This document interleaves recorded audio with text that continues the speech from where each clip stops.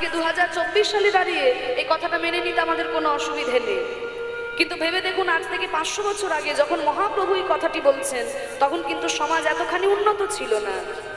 সমাজে মানুষে মানুষে এতটাই ভেদাভেদ ছিল যে ব্রাহ্মণ শূদ্রের ছায়া পর্যন্ত ডিঙিয়ে যেত না।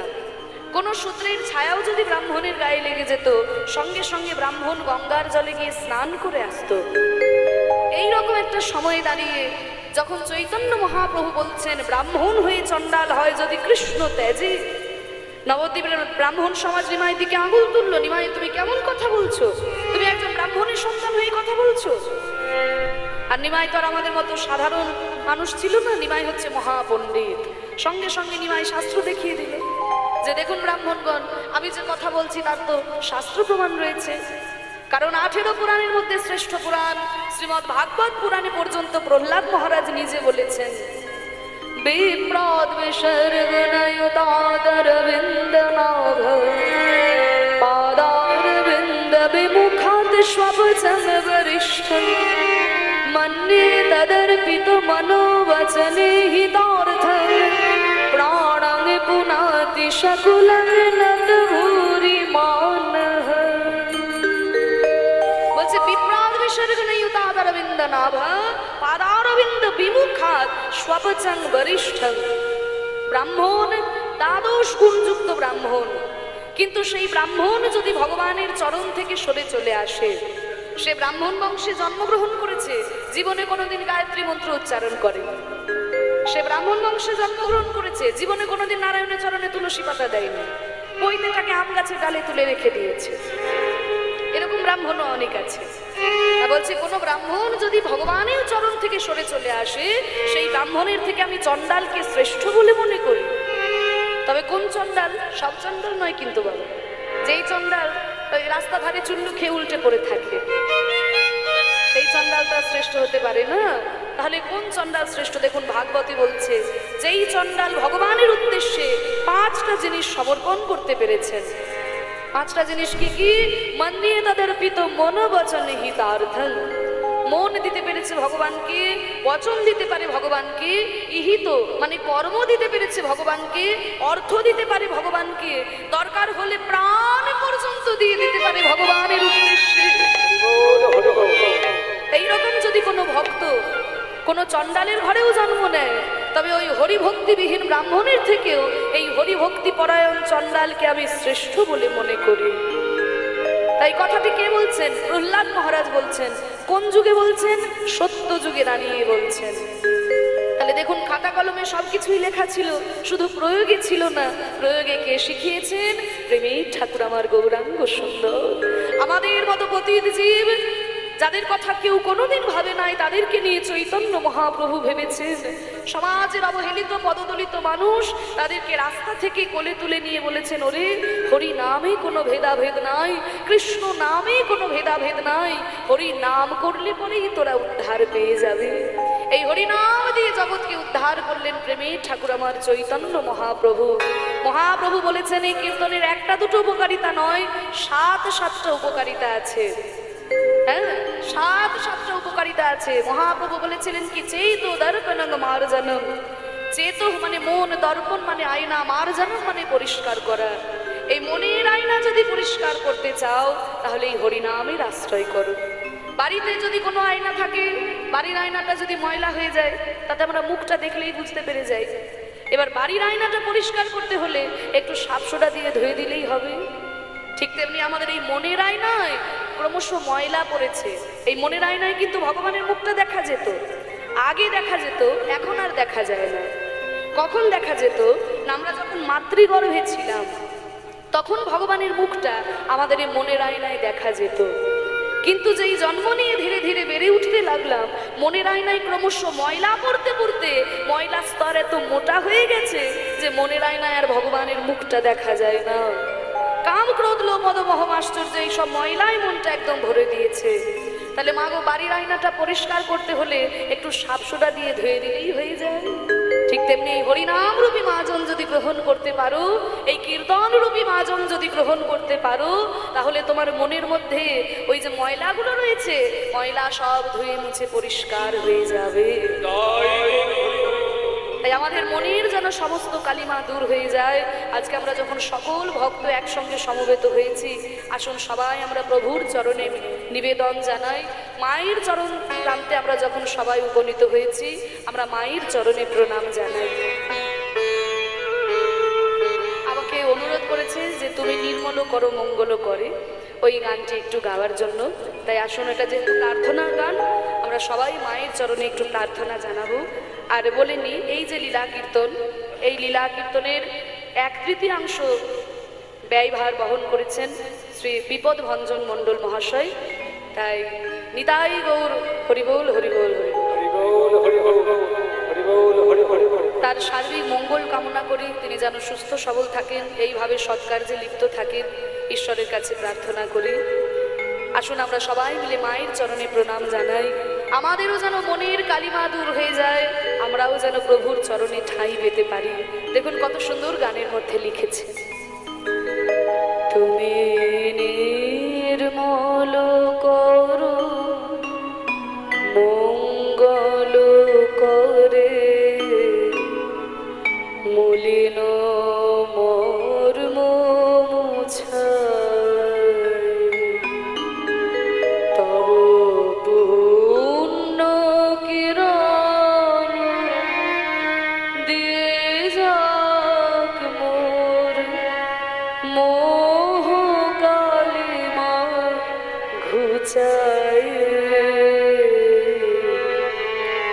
মলিন মর্ম মুছায়, তুমি নির্মল করো মঙ্গল করে, মলিন মর্ম মুছায়।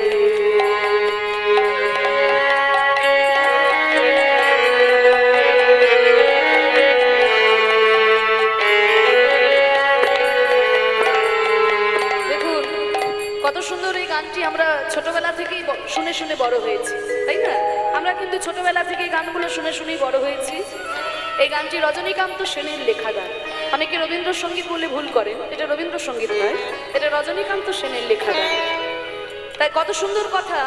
আমরা বাঙালি হলে কি হবে, বেশিরভাগ বাঙালি বাংলা কথার মানে জানি না, বাঙালি ইংরাজি কথার মানে ভালো বুঝতে পারে, সাহিত্যের বাংলা তো বুঝতেই পারি না। আমি একটু ব্যাখ্যাটা আপনাদের সামনে করছি। বলছে কি, তুমি নির্মল করো, নির্মল করা মানে পরিষ্কার। বাহ, এই তো সুন্দর। নির্মল মানে পরিষ্কার করা। নির্মল করো মঙ্গল করে, কর মানে হাত। হ্যাঁ, তাহলে তোমার মঙ্গলময় হাত দিয়ে তুমি পরিষ্কার করবে। কি পরিষ্কার করবে না, মলিন ও মর্ম মুছায়। মলিন মানে ময়লা, মর্ম মানে অন্তর। আমার এই ময়লা মনকে, আমার এই ময়লা অন্তরটাকে তোমার মঙ্গলময় হাত দিয়ে তুমি পরিষ্কার করে দাও ঠাকুর। আমি অনেক চেষ্টা করেছি আমার এই ময়লা মনকে পরিষ্কার করার, আমি পারি নাই। আমার এই মনের মধ্যে হিংসা, ছল, জুয়া, জুচ্চুরি, বিদ্বেষ, এইসব ময়লায় আমার মনকে ভরে রেখেছে ঠাকুর। আমি অনেক চেষ্টা করেছি পরিষ্কার করার, আমি পারি নাই। তাই আমি আজকে তোমার কাছে ছুটে এসেছি ঠাকুর। শুনেছি তুমি নাকি মঙ্গলময়, তুমি অন্ধকার দূর করে দিতে পারো। তোমার নাম মা কালী হলে কি হবে, তুমি যদি কারোর হৃদয়ে প্রবেশ করো, তাহলে তার হৃদয় থেকে অজ্ঞানতার অন্ধকার দূর হয়ে যায়। তার নাম কালী, কিন্তু আমরা মাকে দেখি কালী, কিন্তু মা কি সত্যি কালো গো? যেই মা হৃদয়ে প্রবেশ করলে অজ্ঞানতার অন্ধকার দূর হয়ে যায়, সেই মা কখনো কালী হতে পারে না। আসলে আমাদের এই চোখের মধ্যেই তো আমরা কালো চশমা পরে আছি। যদি কেউ চোখে কালো চশমা পরে থাকে, সে কি পরিষ্কার দেখবে? সে তো সবকিছু অন্ধকারই দেখবে। তাই আমার চোখেও অজ্ঞানতার কালো চশমা পরা, তাই আমি তোমাকে পরিষ্কার দেখতে পাই না প্রভু। তাই অন্ধকার তুমি নিজের হাতে পরিষ্কার করে দাও। তব পুণ্য কিরণ দিয়ে যাক মোর মোহ কালিমা ঘুচায়। তব পুণ্য কিরণ দিয়ে যাক মোর মোহ কালিমা ঘুচায়। দেখবেন সকালবেলায় সূর্য ওঠার আগেই কিন্তু চারিদিকটা আলো হয়ে যায়।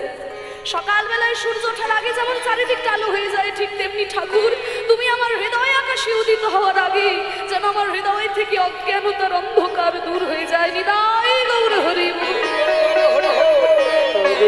পুণ্য কিরণ দিয়ে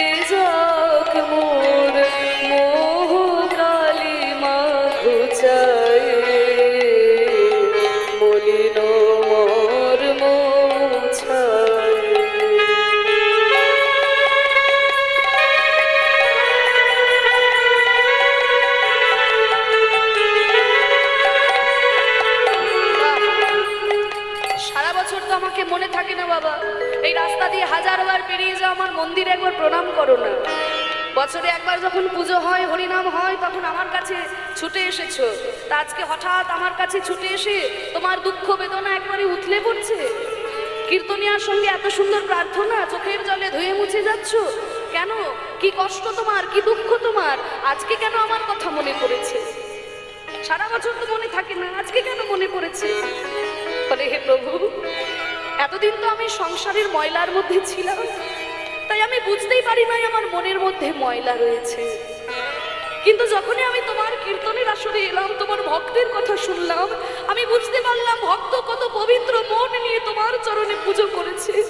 কিন্তু আমার এই ময়লা মনকে আমি তোমার চরণে নিবেদন করব কি করে? হরি বল।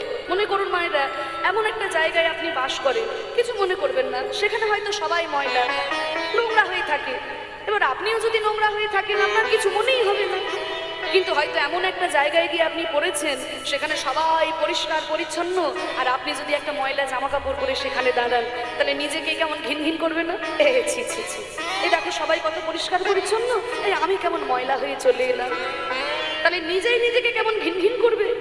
তা আমি যখন ওই সংসারের ময়লা ঘাটছিলাম, আমি বুঝতেই পারি না আমার মনের মধ্যে ময়লা রয়েছে।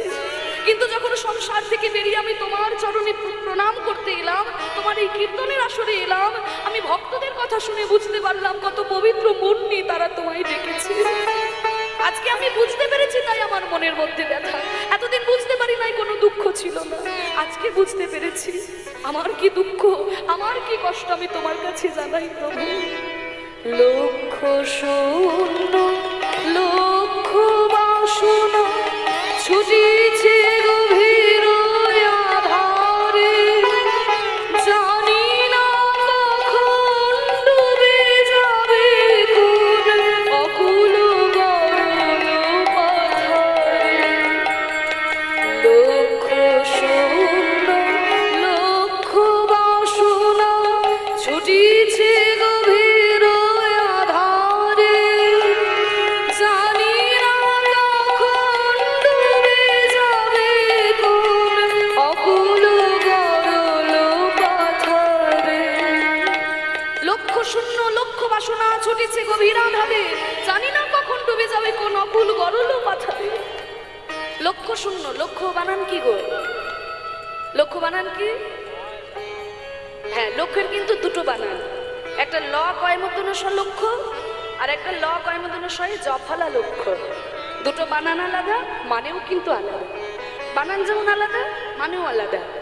ল কয়মতনস লক্ষ্য মানে হচ্ছে 100,000, আর ল কয়মতনস জফলা লক্ষ্য মানে উদ্দেশ্য।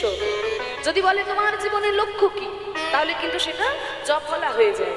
আর যখন 100,000-এর কথা বলা হয়, তখন সেটা শুধু ল কয়মতনস। তা বলছে লক্ষ্য শূন্য, মানে প্রথমটা কিন্তু জফলা। লক্ষ্য শূন্য, আমার জীবনের কিন্তু নির্দিষ্ট কোনো লক্ষ্য নেই, আমাকে এই লক্ষ্যে পৌঁছাতে হবে এই লক্ষ্য কিন্তু আমার নেই। কিন্তু লক্ষ্য বাসনা, লক্ষ লক্ষ আমার কামনা বাসনা। টাকা চাইছে আজকে, কালকে পয়সা চাইছে, গাড়ি বাড়ি চাইছে। টাকা পয়সা গাড়ি বাড়ি ধন সম্পত্তি যখন হয়ে গেল, মনে মনে চিন্তা করে, ধুর বাবা, এই বোরগাছিতে কে করে থাকবে, ওই বহরমপুরে মেন টাউনে একটা বাড়ি বানাবো। তাই বাজারের মধ্যে যখন একটা বাড়ি হয়ে গেল,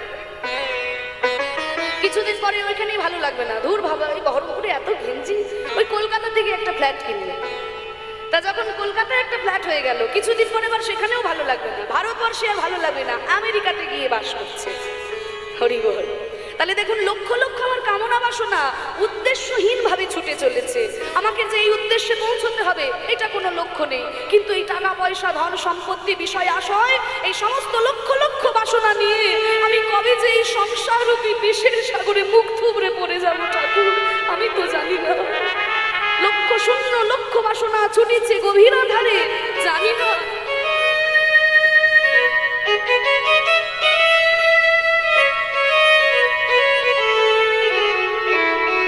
কখন ডুবে যাবে কোন অকুল গরল পাথারে। বলে, বাহ, তোমার লক্ষ লক্ষ কামনা বাসনা নিয়ে তুমি সংসার বিষের সাগরে মুখ থুবড়ে পড়েছো বাবা, তা আমি কি করব? বলে, প্রভু, তুমি যদি না করো তবে কে করবে? প্রভু বিশ্ব বিপদ হন্তা, তুমি দাঁড়াও রুধিয়া পন্থা তব শ্রীচরণ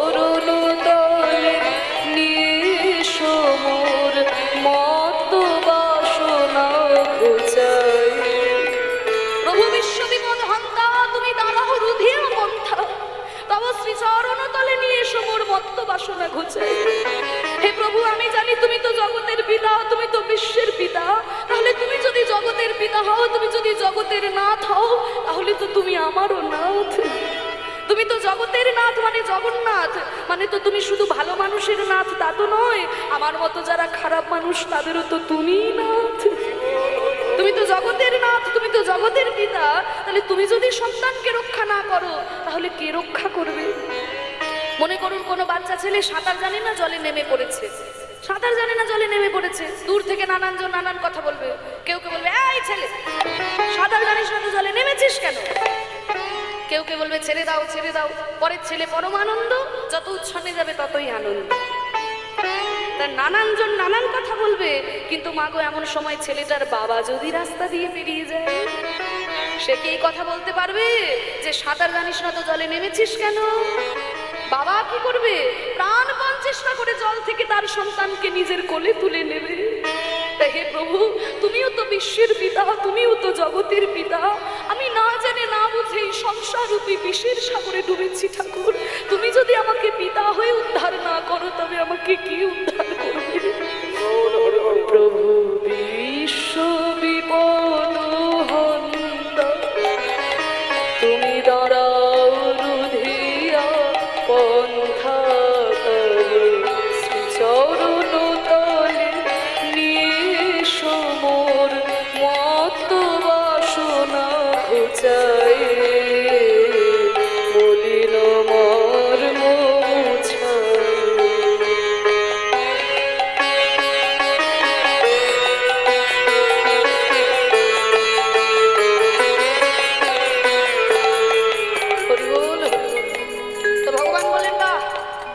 কলিযুগের মানুষ তো, যখন আমাকে ভক্তি দিয়ে বাঁধতে পারো না, তখন যুক্তি দিয়ে বেঁধে দাও।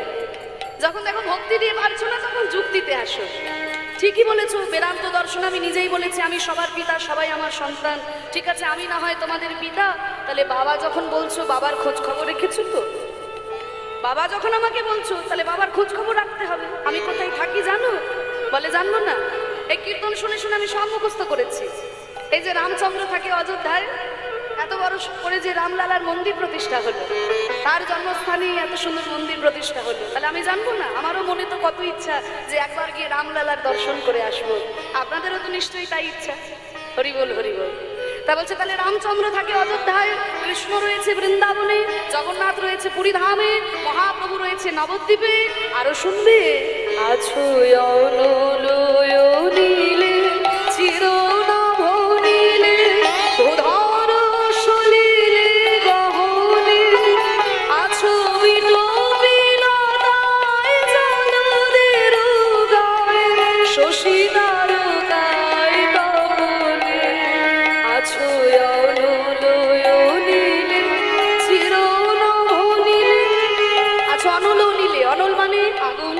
অনিল মানে বাতাস, তাহলে আগুনেও তুমি আছো, বাতাসেও আছো। চির নভ নীলে মানে আকাশের ওই চির নীলেও তুমি রয়েছো। ভূধর মানে পর্বতে তুমি রয়েছো। সলিল মানে সাগরের মধ্যেও তুমি রয়েছো। গহনে মানে জঙ্গলের মধ্যেও রয়েছো। আছো বিটপি লতায় জলদের গায়ে। বিটপি মানে গাছ।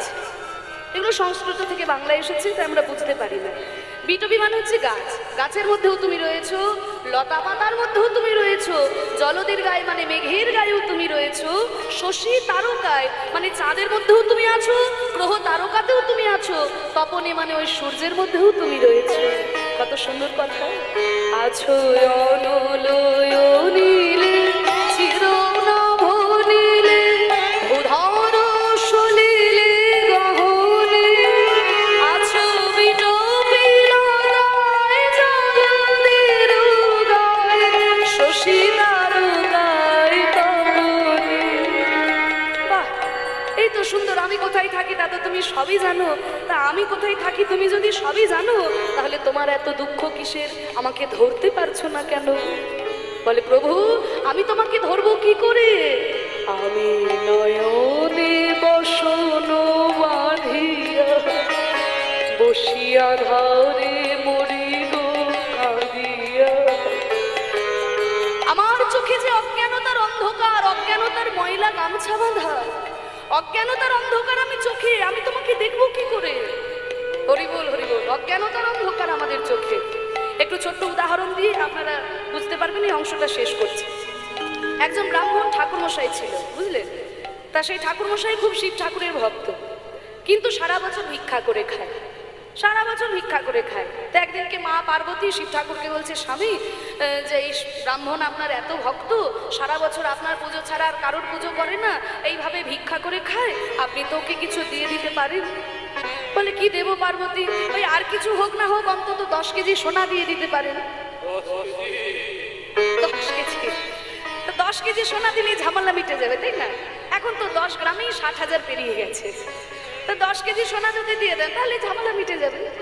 শিব ঠাকুর বলছে, শোনো পার্বতী, আমি দিলেও যে ওর কপালে সইবে না। বলে, এই তো না দিয়ে বলছেন সইবে না, আগে দিয়েই তো দেখুন।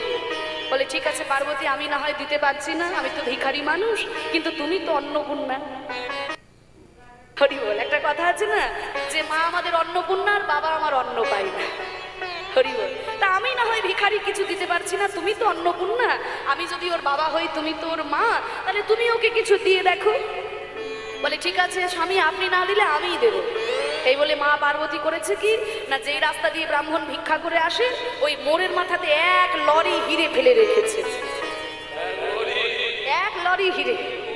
এবার হিরেগুলো দেখতে পেলেই ব্যাস জীবন বদলে যাবে। এইবার ব্রাহ্মণ তো যখন ভিক্ষা করে আসছে, প্রচন্ড রৌদ্রের তাপ, সারাদিন ভিক্ষা করেছে, এবার মোড়ের মাথায় যেখানে মা পার্বতী হিরে ফেলে রেখেছে, ওইখানে আসার আগে একটু আগেই চিন্তা করছে, ধুর বাবা, এত গরমের মধ্যে সারাদিন ভিক্ষা করছি, কেউ ভিক্ষা আমাকে দিচ্ছে না, সারা বছর ভিক্ষা করে খাই, কেউ ভিক্ষা দেয়, কেউ ভিক্ষা দেয় না, আজকে আমি বরং একটু অন্ধ সেজে ভিক্ষা করে দেখি কেউ আমাকে ভিক্ষা দেয় কিনা। এই বলে কাঁধের মধ্যে ছিল একটা ময়লা গামছা, ওই গামছাটাকে চোখের মধ্যে বেঁধে নিয়েছে।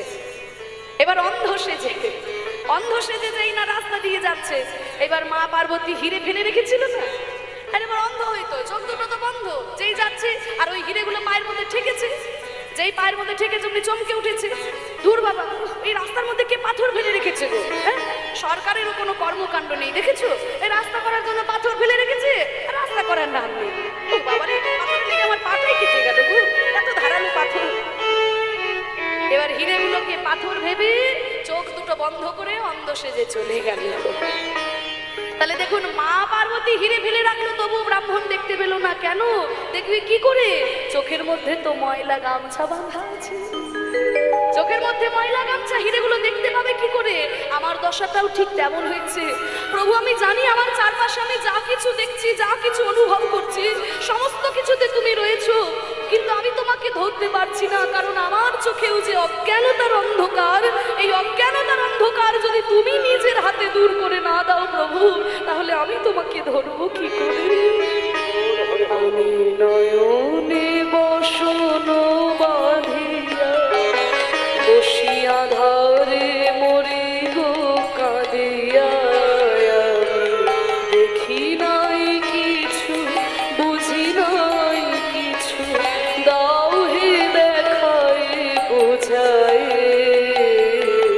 মলিন মর্ম মুছায়, তুমি নির্মল করো মঙ্গল করে, মলিন মর্ম মুছায়, তব পূর্ণ কিরণ দিয়ে যাক মোর মোহ কালিমা ঘুচায়, মলিন মর্ম মুছায়,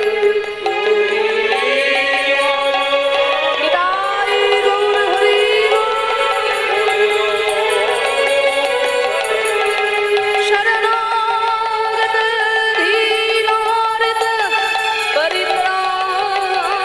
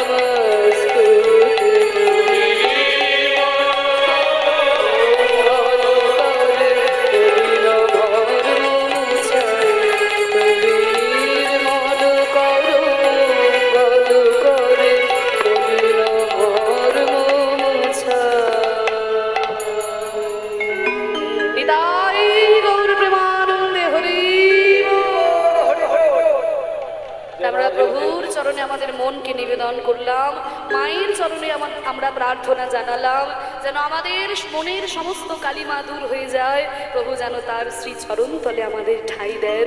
আর এই হরিনাম যদি গ্রহণ করতে পারা যায় তাহলে আমাদের এই মনের অন্ধকার একেবারে দূরীভূত হয়ে যায়। চৈতন্য মহাপ্রভু বলেছিলেন, তাই বলছে বড় অপরূপ ভাই রে আমার গোরা চাঁদের লীলা গো,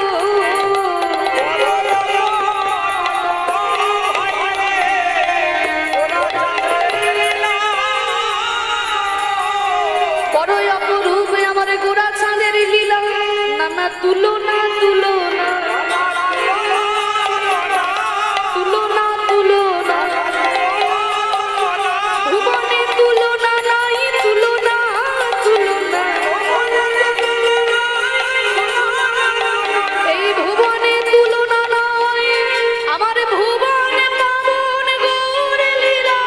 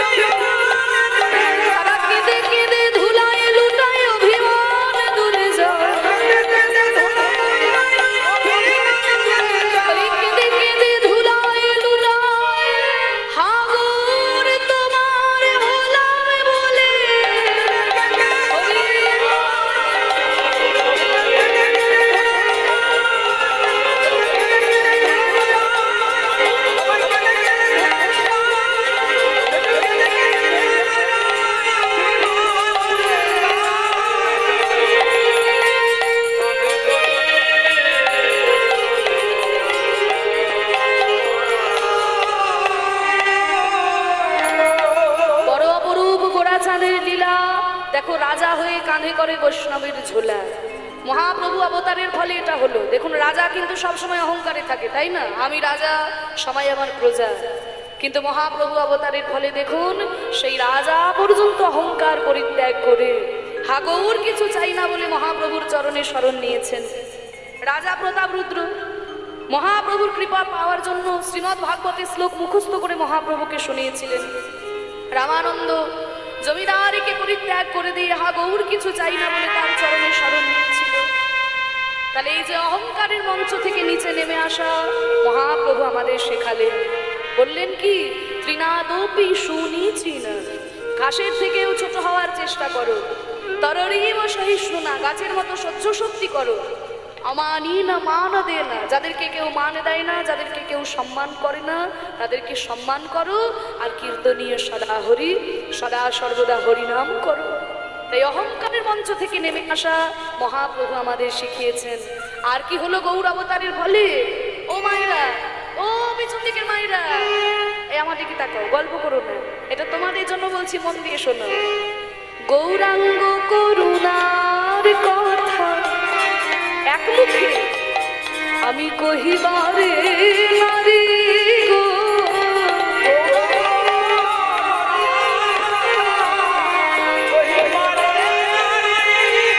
ওই দেখো সংকীর্তন মাঝে নাচে কুলের হারি গো,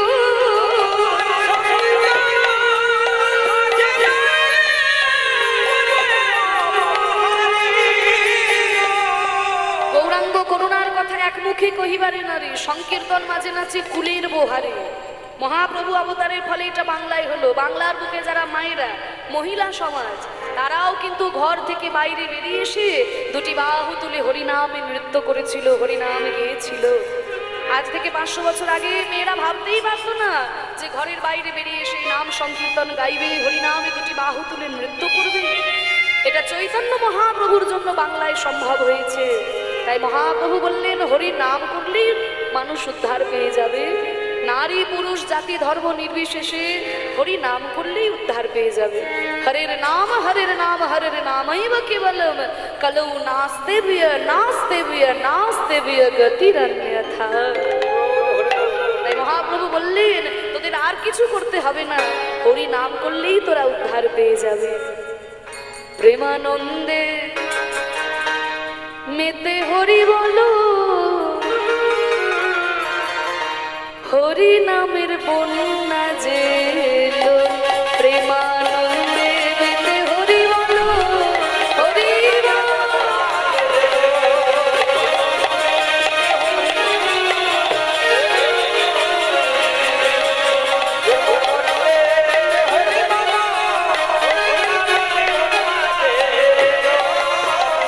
বন্যার যায় বলি হারি ও তার তরঙ্গ ভাই।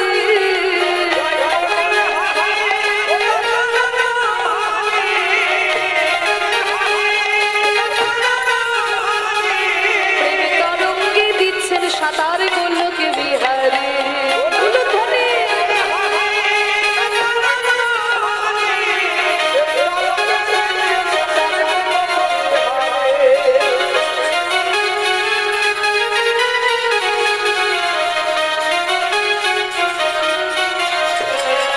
ও তার সঙ্গে প্রভু হরিনাম বলে রে, সঙ্গে প্রভু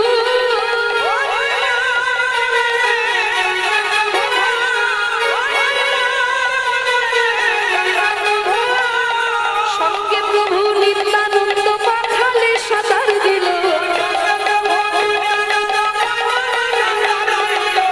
হরি নামের বন্যা যে এলো, প্রেমানন্দে মেতে হরি বলো।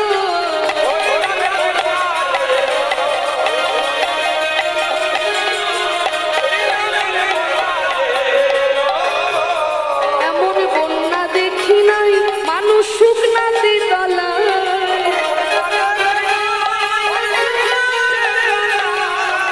নদের নারী পুরুষ জাতির বিচার নয়।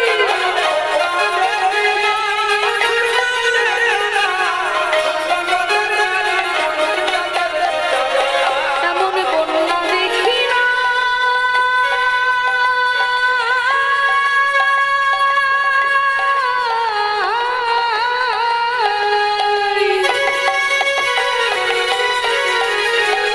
মানুষ শুকনাতে তলা।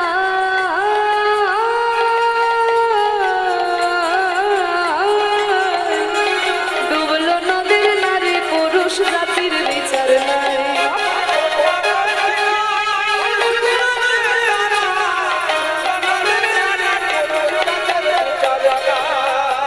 ও মায়েরা, বন্যা দেখেছো? ও দেখো ঘুমিয়ে গেছে, ওঠো ওঠো।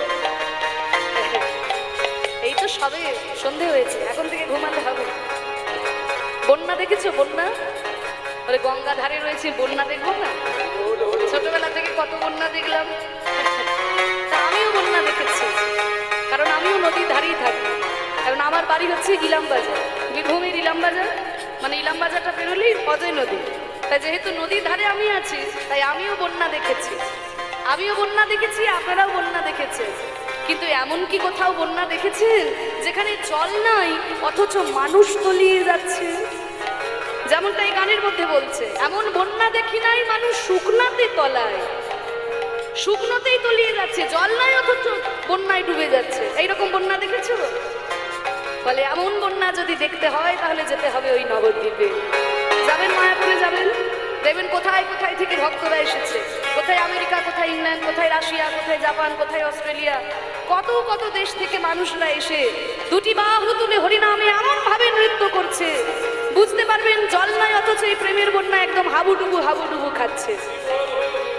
কিছুদিন আগে আপনাদের আশীর্বাদ মাথায় নিয়ে আপনারা হয়তো অনেকেই ইউটিউবে দেখেছেন, আমি এই জুলাই মাসে 2023 সালের জুলাই মাসে গেছিলাম লন্ডনে কীর্তন পরিবেশন করতে।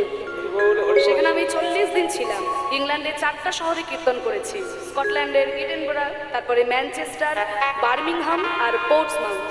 এই 4টি বড় বড় শহরে আমি কীর্তন পরিবেশন করেছি। বাংলাদেশের যারা বাঙালি লন্ডনে রয়েছে তারাই এই কীর্তনের ব্যবস্থা করেছিল। তা বড় ভালো লাগছিল, কি বলবো, সৌভাগ্য মনে হয়নি। বিদেশের মাটিতে গিয়ে কীর্তন করছি, এটা সৌভাগ্য মনে হয়নি, গর্ববোধ হচ্ছিল। কেন জানেন? কারণ যারা আমাদের দেশকে 200 বছর শাসন করেছে তাদের দেশে গিয়ে মহাপ্রভুর হরিনাম প্রচার করছি, এটা বড় গর্ববোধ হয়েছিল। নিতাই গৌর হরিবোল। মহাপ্রভু কৃপা করেছিলেন, বলেছিলেন না যে পৃথিবীতে আছে যত নগরাদি গ্রাম সর্বত্র প্রচার হবে আমার হরে কৃষ্ণ নাম। মহাপ্রভুর এই বাণী যেন একেবারে সত্য হয়ে উঠেছে। পৃথিবীর একেবারে কোনায় কোনায় মহাপ্রভুর এই হরিনাম ছড়িয়ে পড়েছে। তা দেখে অবাক হয়ে গেলাম যে যারা আমাদেরকে মদ খাওয়া শেখালো, যারা আমাদেরকে সিগারেট খাওয়া শেখালো, যারা আমাদেরকে প্যান্ট শার্ট পরা শেখালো, তারা সব কিছু ছেড়ে দিয়ে হা গৌর কিছু চাই না বলে, হা নিতাই কিছু চাই না বলে খোল কর্তার সঙ্গে নিয়ে, জপের মালা হাতে নিয়ে, গলায় তুলসীর মালা পরে তিলক সেবা করে 2টি বাহু তুলে কীর্তন করছে, হরিনাম করছে। কিন্তু দেখুন, আমরা বাঙালিরা আমাদের ঘরের ছেলে নিমাই নিতাই, আমরা কিন্তু নিমাই নিতাইয়ের পথকে অবলম্বন করতে পারছি না। এটাই বড় দুঃখ হয়। সেখানে দেখলাম, সেখানে কত কত মানুষ, বাঙালিরা তো বটেই, কত সাদা মানুষ 2টি বাহু তুলে পাগলের মতো হরিনামের নৃত্য করছে আমার সঙ্গে। কারণ সেখানে সমস্ত সম্প্রদায় নিয়ে যাওয়া যায়নি, কারণ অনেক ব্যয়বহুল ব্যাপার। তা সেখানে একজন বাঁশি বাজাতে এসেছিল, তার শ্রীলঙ্কায় বাড়ি, শ্রীলঙ্কা থেকে এসেছে। আবার কেউ প্যারিস থেকে এসেছে, গিটার বাজাচ্ছে, সিনথেসাইজার বাজাচ্ছে। তারা এসেছে আবার কত জায়গা থেকে, ইটালি থেকে এসেছে। তা এইরকম সমস্ত জায়গা থেকে, ইউরোপে বিভিন্ন কোনা প্রান্ত থেকে এসে 2টি বাহু তুলে হরিনামে এইভাবে নৃত্য করছে। বড় ভালো লাগলো। মহাপ্রভুর যে হরিনামের বন্যায় শুধু বাংলা ডুবেছিল তা নয়, শুধু ভারতবর্ষ ডুবলো তা নয়, সারা পৃথিবী ডুবে গেল। নিতাই গৌর প্রেমানন্দে হরি। এমন বন্যা দেখি নাই মানুষ শুকনাতে তলায়, নদীর নারী পুরুষ জাতির বিচার নাই।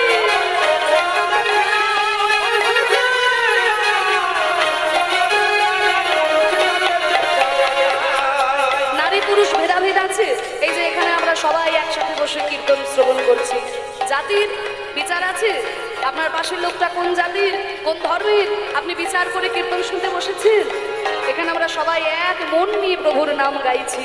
তাহলে নারী পুরুষের ভেদ গেল, জাতি ভেদ দূরে গেল। শুধু জাতি ভেদ গেল তা নয়, ধর্মীয় ভেদাভেদও দূরে গেল।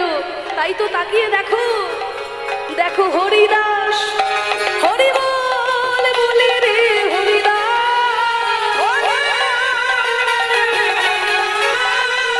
হরিদাস সে কাজীর ছেলে, সেও বুঝে ডুবে গেল। হরি নামের বলো না যে প্রেমানন্দে মেতে হরি বলো।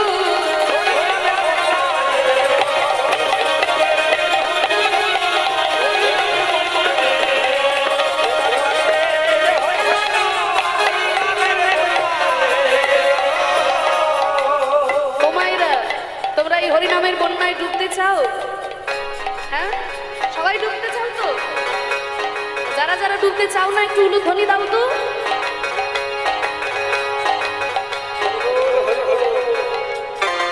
ডুবতে চাও না?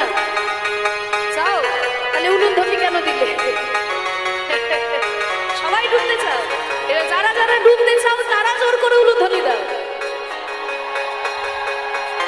সবাই ডুবতে চায়। একটা কাজ করতে হবে, তোমার ঠান্ডাতে একটু কষ্ট হবে, তবু করবে? করবে তো বলছো? তা 2টো হাত তোলো দেখি। বাহ, সবাই দাঁড়িয়ে আছেন, বসে আছেন পিছনের দিকে, সবাই তুলেছেন। যে হাত না তুলবেন আমি কিন্তু আঙুল দেখি দাঁড় করিয়ে দেবে। যার হাত নেই তার তোলা দরকার। ভগবান যাদের 2টি বাহু দিয়েছেন, সবাই তুলেছেন, এবার একটু করো তাই। বাহ, এবার বুঝতে পারবেন যে জল ছাড়া কিভাবে ডোবা যায়। একবারে হরি বলে বলে তোমরা নামো সেই জলে, হরি বলে বলে তোমরা নামো সেই জলে।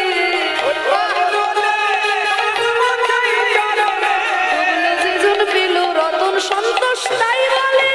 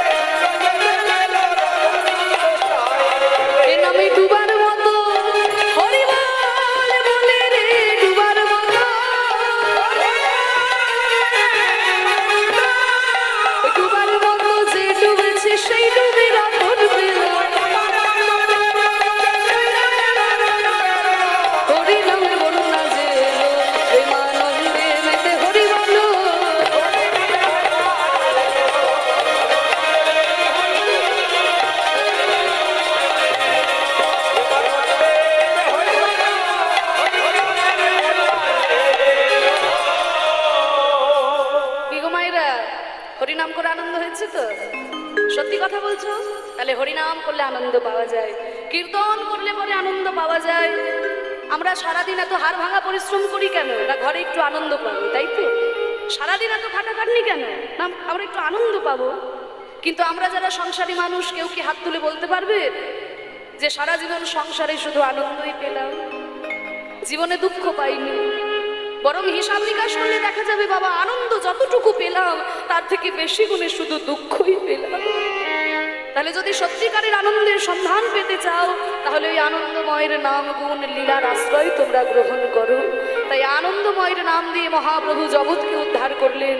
তাই তো দেখো, জবনে নাচে গায় আর বলে হরি নাম গো,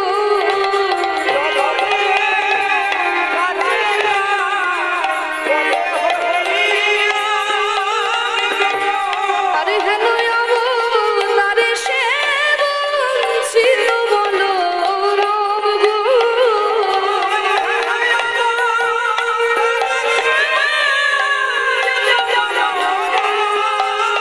আমি বঞ্চিত হলাম, হেন গৌরী অবতারে বঞ্চিত হলাম, আমি প্রেম পেতে রইলাম বাকি বঞ্চিত হলাম, আমি প্রেম পেতে রইলাম বাকি, শ্রী গুরু বৈষ্ণবে ফাঁকি,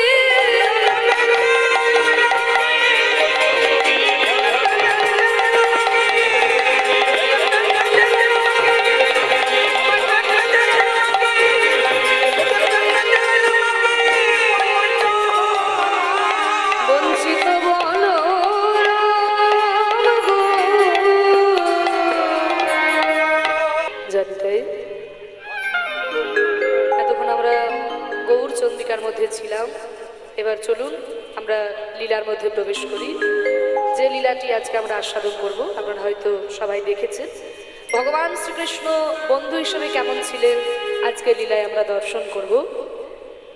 ভগবান শ্রীকৃষ্ণ কেমনভাবে সুদামাকে ভালোবেসেছিলেন, সুদামাও কেমনভাবে কৃষ্ণকে ভালোবেসেছিলেন, সেই সখ্য রসের লীলা কৃষ্ণ সুদামার কথা আজকে আমরা আস্বাদন করব। এই সুদামা পূর্বজন্মে কে ছিলেন, কেমন করে কৃষ্ণকে ভালোবেসেছিলেন, সেই সব কথা আমরা আস্বাদন করব। চলুন আমরা সবাই মিলে যাই মধুময় শ্রীধাম বৃন্দাবনে। মায়েরা সবাই বৃন্দাবনে যাবে তো? সবাই একটু জোর করে উলুধ্বনি দাও মায়েরা। বাহ! আর বাবারা দুটি বাহু তুলে নিতাই গৌর প্রেমানন্দে হরি বল। বাবারা একটু ফাঁকি দিয়েছে, আরেকবার জোর করে বলুন নিতাই গৌর প্রেমানন্দে হরি বল।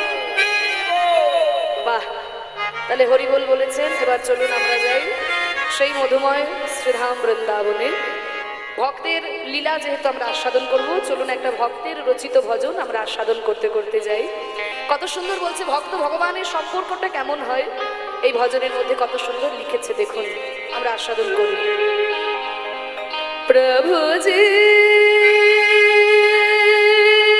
প্রভুজি প্রভুজি প্রভুজি প্রভুজি প্রভুজি প্রভুজি तुम चंदन हम पानी पानी, तुम चंदन हम पानी पानी। उलुध्वनि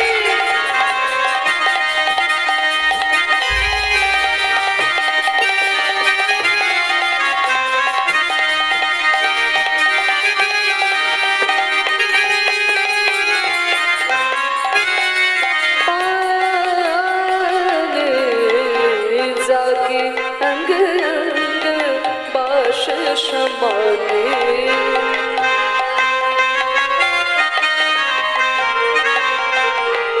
দেখুন কত সুন্দর ভজনের কথা। প্রভুজি তুমি চন্দন হাম পানি। ভক্ত ভগবানের সম্পর্কটা কেমন? ভক্ত বলছে হে প্রভুজি তুমি হলে মূল্যবান চন্দন আর আমি হলাম মূল্যহীন জল। চন্দনের কত দাম, জলের দাম আছে? হরি বল। এই তো আপনাদের সামনেই গঙ্গা, গঙ্গায় গেলেই ঢালাও জল, কিন্তু এক টুকরো চন্দন কিনতে যান, বুঝতে পারবেন এক টুকরো চন্দনে 250 থেকে 300 টাকা দাম নেবে এইটুকু চন্দন। তাহলে চন্দনের কত দাম, জলের দাম নেই। কিন্তু হে প্রভু, চন্দনের যতই দাম হোক, সেই চন্দন আর জল যখন একসঙ্গে মাখামাখি হয় তখনই কিন্তু সুগন্ধ বেরিয়ে আসে। তাই তুমি হলে মূল্যবান চন্দন আর আমি হলাম মূল্যহীন জল। কিন্তু হে প্রভু, ভগবানের মহিমা তখনই প্রকাশিত হয় যখন ভক্ত ভগবানের চরণে গিয়ে শরণ নেয়। তাই বলছে, তুম চন্দন हम पानी पानी, तुम चंदन हम पानी पानी।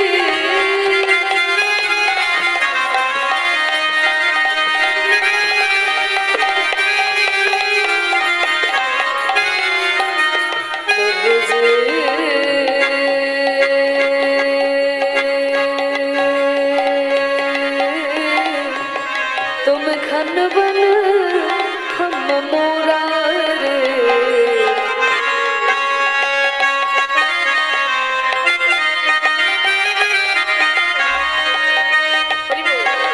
বলছি প্রভুজি তুমি হলে ঘন জঙ্গল আর আমি হলাম সেই ঘন জঙ্গলের ময়ূর। ঘন জঙ্গলে যখন ময়ূর পেখম তুলে নৃত্য করে কত সুন্দর শোভার সৃষ্টি হয়। তাই বলছে প্রভুজি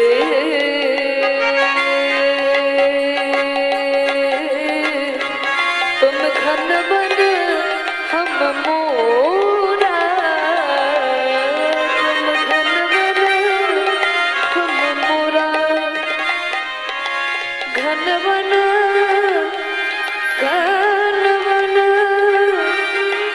हम मोरा मोरा मोरा मोरा, तुम घन बन हम मोरा।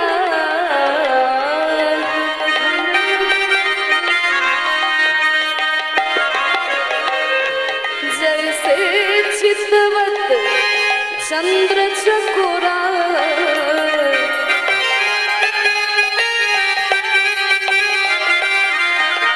प्रभु जी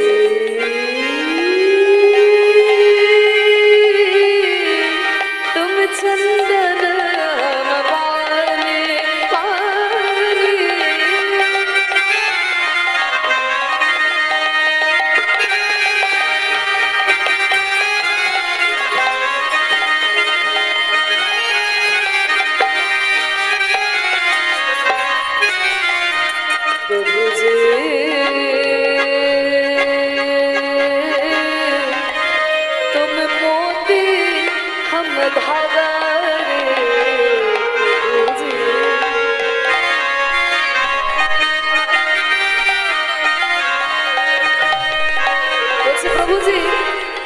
मोती हम धागा। हे प्रभु जी তুমি হলে মূল্যবান মুক্ত আর আমি হলাম মূল্যহীন সুতো। মুক্তোর কত দাম, সুতোর দাম আছে? মুক্তোর কত দাম, তাই না? কিন্তু সুতো, এক টুকরো সুতো চাইতে গেলে যে কোনো মা দিয়ে দেবে, কিন্তু যেই মা মুক্তোর আংটি পরে আছে তার কাছে মুক্তোটা চাইতে গেলে দেবে? দেবে না। তাহলে মুক্তোর যতই দাম হোক প্রভু, সুতোর দাম নেই। কিন্তু ওই মূল্যবান মুক্তগুলোই যখন ওই মূল্যহীন সুতোর মধ্যে পরানো হয় তখনই কিন্তু একটা মুক্তোর মালা তৈরি হবে। তাই বলছে প্রভু, প্রভু জি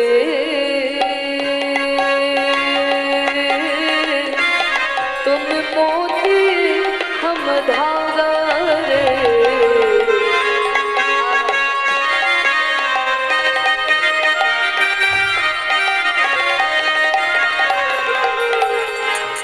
जैसे सोने में मिलत सुहागा,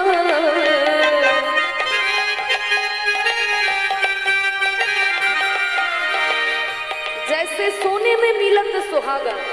সোনার সোহাগা, সোনার কত দাম, সোহাগার দাম নেই। কিন্তু মা গো, শুধু সোনা দিয়ে কিন্তু গয়না তৈরি হয় না, সোনা সোহাগা মিশ্রণ করে তবেই কিন্তু অলংকার তৈরি হয়। তা বলছে প্রভুজি তুমি হলে সোনা আর আমি হলাম সোহাগা। जैसे सोने में मिलत सुहागा, তাই ভক্ত ভগবান, ভক্ত ছাড়া ভগবান অপূর্ণ এবং ভগবানকে ছাড়া ভক্ত অসম্পূর্ণ। তাই বলছে জয়সে সোনে মে মিলন সুহাগা,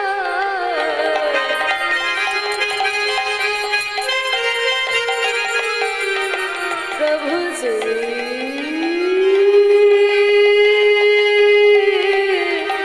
तुम दीपक हम बाती बाती, तुम दीपक हम बाती, जागे जोत पर दिन रात, जागे जोत पर दिन रात, प्रभु जी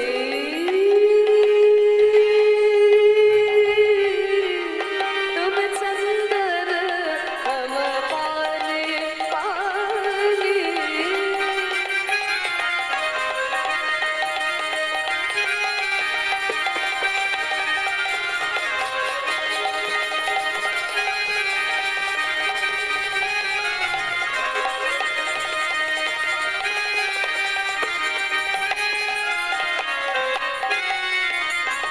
प्रभु जी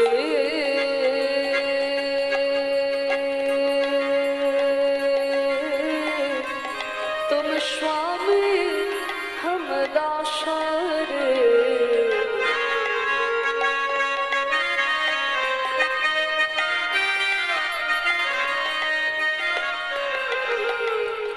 दासा दासा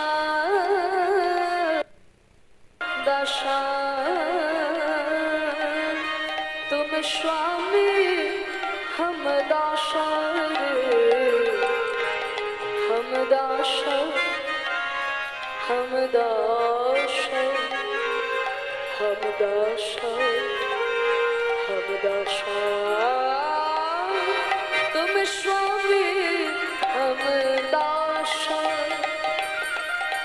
এই যে এত সুন্দর ভজনটিকে রচনা করেছেন, ऐसी भक्ति कर दासा,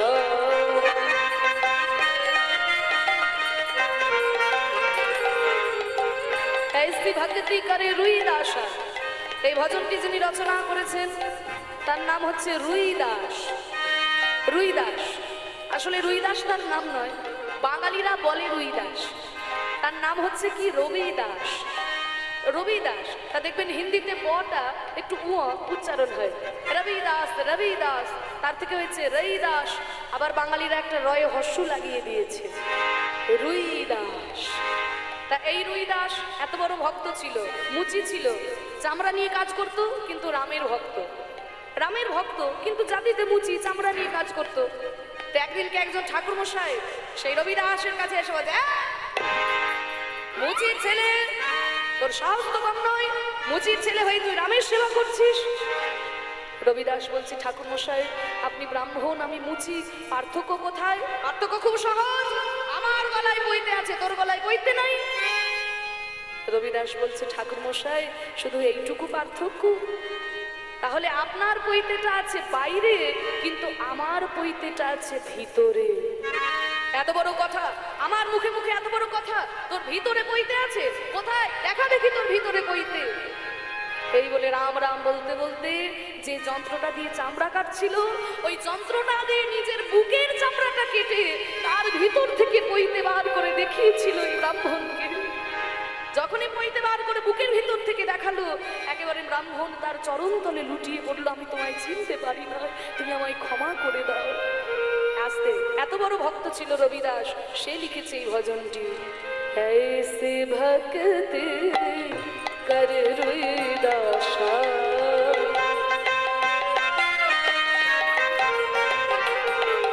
प्रभु जी तुम चंदन हम पानी पानी, तुम चंदन हम पानी पानी, पानी पानी पानी पानी पानी पानी नी पासा से पानी नी पासा से तुम चंदन हम पानी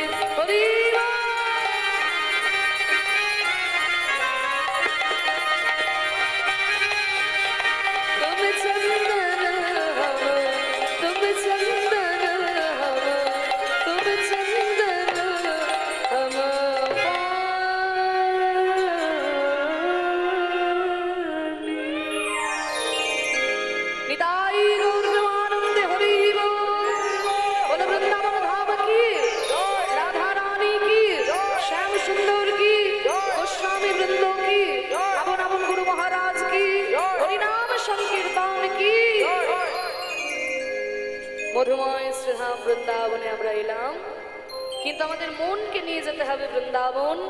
আর মনটা যদি এই বোরগাছিতে পড়ে থাকে, তাহলে বৃন্দাবনে দেহ নিয়ে গিয়েও আমাদের কোনো লাভ হবে না। আমরা মনকে নিয়ে বৃন্দাবনে এসেছি। মহাজন বলেছেন, যেখানে হয় হরিনাম সংকীর্তন, সেইখানেই হয় শ্রীমধুর বৃন্দাবন। আজকে তো এখানেই বৃন্দাবন রচিত হয়েছে, কিন্তু আমাদের মন চারিদিকে ছড়িয়ে ছিটিয়ে আসছে। এই মনটা একটু আমাদের কীর্তনের আসরে নিয়ে আসতে হবে। কারণ মন যদি আমাদের শুদ্ধ হয়, আপনি যদি নরকে বসে থাকেন সেখানেই স্বর্গের অনুভূতি পাবেন। কিন্তু মনই যদি অপবিত্র হয়ে যায়, আপনি যদি স্বর্গেও বসে থাকেন সেখানেই নিজের মনের মধ্যে নরক তৈরি হয়ে যায়।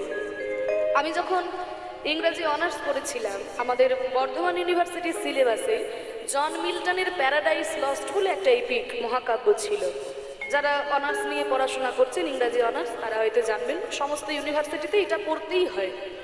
আপনাদের আশীর্বাদ মাথায় নিয়ে সেই ছোটবেলায়, সেই 5 বছর বয়স থেকে আমি কীর্তন পরিবেশন করছি। আমার প্রথম কীর্তন শিক্ষা, এই যে আমার বাবা কিবোর্ড বাজাচ্ছেন, কীর্তনিয়া গদাধর দাস, তার কাছে আমার প্রথম কীর্তন শিক্ষা। তার পরবর্তীকালে কীর্তন সম্রাট সুমন ভট্টাচার্য মহাশয়, তিনি কৃপা করেছেন এবং কীর্তনের মূল ঘরানার গান তিনি কৃপা করে শিখিয়েছেন। আর সেই সঙ্গে আপনাদের আশীর্বাদে আমি বর্ধমান ইউনিভার্সিটি থেকে ইংরাজি এমএ করেছি, তারপরে বিএড করেছি। বর্তমানে কলকাতা রবীন্দ্রভারতী বিশ্ববিদ্যালয় থেকে এই কীর্তন বিষয় নিয়ে আমি আরেকটা এমএ করছি। আপনারা আশীর্বাদ করবেন যেন এইভাবে কীর্তনের সঙ্গে সঙ্গে আমি শিক্ষার মধ্যেও যুক্ত থাকতে পারি। তাই যেটা বলছিলাম, আমাদের অনার্সের সিলেবাসে জন মিল্টনের প্যারাডাইস লস্ট বলে একটা এপিক মহাকাব্য ছিল। তার সেখানে জন মিল্টন বলছেন, mind in its own place in itself can make a heaven of hell a hell of heaven. Mind in its own place মানে মন তার নিজের জায়গায়, ইন ইটসেলফ তার নিজের মধ্যে, can make a heaven of hell মানে নরকের মধ্যেও স্বর্গ তৈরি করে নিতে পারে, আ হেল অফ হেভেন আবার স্বর্গের মধ্যেও নরক তৈরি করে নিতে পারে। মন যদি আপনার শুদ্ধ হয়, আপনি যদি নরকেও থাকেন সেখানেই স্বর্গের অনুভূতি পাবেন। কিন্তু মনই যদি অপবিত্র হয়ে যায়, আপনি যদি স্বর্গেও বসে থাকেন সেখানেই মনের মধ্যে নরক তৈরি হয়ে যায়। তা আমরা মনকে নিয়ে বৃন্দাবনে এসেছি, আস্বাদন করব সেই কৃষ্ণ সুদামার কথা। এই সুদামা ছিল পূর্বজন্মে কে ছিল আমরা লীলা আস্বাদনের মধ্যে দিয়ে জানতে পারবো। কৃষ্ণের যে সখা সুদাম সখা, শ্রীদাম সুদাম দাম বসুদাম, এই যে সুদাম 2 নম্বরে যার নাম আসছে সুদাম, এই সুদামকেই আদর করে সুদামা বলে ডাকত। পৌরাণিক মত আর গোস্বামীগণের মতের মধ্যে একটু পার্থক্য আছে বাবা। পৌরাণিক মতে যিনি সুদাম সখা তিনিই কিন্তু পরবর্তীকালে সুদামা বিপ্র, কিন্তু গোস্বামীগণের মতে সুদাম সখা আর সুদামা বিপ্র এরা দুজন হচ্ছেন আলাদা মানুষ। তা আমাদের লীলা আস্বাদনের সুবিধার জন্য আমরা ধরেই নেব যে যিনি সুদাম সখা তিনিই পরবর্তীকালে সুদামা বিপ্র। আমরা পৌরাণিক মতটাকেই গ্রহণ করছি। এই সুদামার বাবার নাম হচ্ছে মটুক মহারাজ আর মায়ের নাম হলো রচনা দেবী। এই রচনা দেবী প্রত্যেক দিন সুদামাকে সুন্দর করে সাজিয়ে দেয়। কৃষ্ণের সঙ্গে ছেলে আমার গোচারণে যাবে খেলা করতে, আর সাজিয়ে দিতে দিতে বলে, ওরে সুদামা তুই যেমন আমার ছেলে, কৃষ্ণও যে আমার ছেলেরই মতো, তাই বাবা এমন কোনো খেলা খেলিস না যাতে আমার কৃষ্ণের প্রাণে কোনো ব্যথা হয়। আজকেও সুন্দর করে সুদামাকে সাজিয়ে দিয়েছে আর গোচারণে এসেছে কৃষ্ণের সঙ্গে খেলা খেলতে। সবাইকে সঙ্গে নিয়ে 24 জন সখাকে সঙ্গে নিয়ে প্রাণ গোবিন্দ আমার খেলা করছেন, বৃন্দাবনের মাঝে খেলা করছেন। এই তোরা সবাই আজকে আমার সাথে খেলবি তো?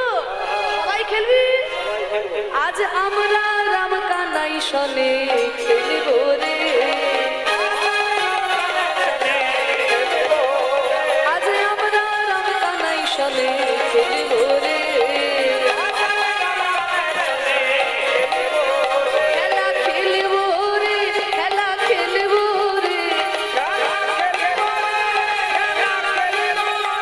আমরা দূর বনে যাব না খেলবো রে, আমরা দূর বনে যাব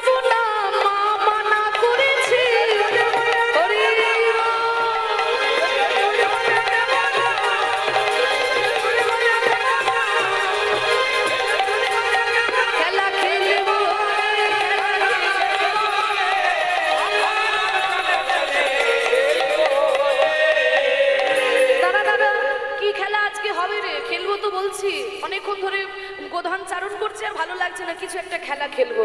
এই কানাই, কি খেলা খেলবি? কানাই বলছে, শোন, কি খেলা হবে আমি তো বলতে পারি না, কারণ মাথার উপরে দাদা বলরাম আছে। দাদা বলরাম যা বলবে আজকে তাই খেলা হবে। ও দাদা বলরাম, আজকে আমাদের গোচারণে কি খেলা হবে গো? আজকে কি খেলা হবে? আজকে হবে কাঁধে করা কাঁধে চড়া খেলা। বাহ, দাদা বলরাম যখন বলে দিয়েছে আজকে খেলা হবে কাঁধে করা আর কাঁধে চড়া, তা কে কাঁধে করবে আর কে কাঁধে চড়বে গো? তুই কাঁধে চড়বি? আমিও কাঁধে চড়বো। তুইও কাঁধে চড়বি? এই মধুমঙ্গল, সুদামা, দাদা বলরাম, সবাই বলছে কাঁধে চড়বো কাঁধে চড়বো। এবার কাঁধে চড়ার দলে যদি কেউ নাম লেখাতে পারে, কেউ কি আর কাঁধে করার দলে নাম লেখাবে? কেন শুধু শুধু কষ্ট করতে যাবে?